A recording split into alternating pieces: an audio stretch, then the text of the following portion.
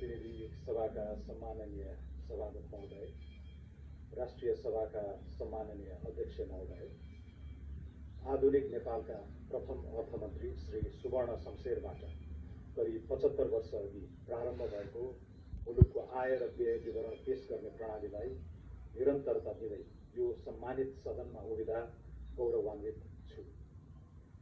जनताको जीवनस्तर 73 पार्ने तत्कालीन उद्देश्य आज पनि उत्तिकै सान्दर्भिक छ। यस अवसरमा नागरिक स्वतन्त्रता, लोकतान्त्रिक अधिकार, सामाजिक न्याय र समुन्नत नेपालका लागि भएका विभिन्न आन्दोलनहरूमा जीवन उत्सर्ग गर्नुहुने शहीदहरूप्रति हार्दिक श्रद्धाञ्जली अर्पण गर्नुका साथै आन्दोलनमा आहत नागरिकहरूप्रति समानुभूति व्यक्त गर्दछु। उत्तरदायी शासन, सदाचार र नागरिक सम्मानको पक्षमा उठेको परिवर्तनकामी युवा शक्तिको जागरणबाट स्थापित नयाँ राजनीतिक जगमा प्राप्त विपुल जनादेशले वर्तमान सरकारलाई असाधारण जिम्मेवारी सुम्पिएको छ।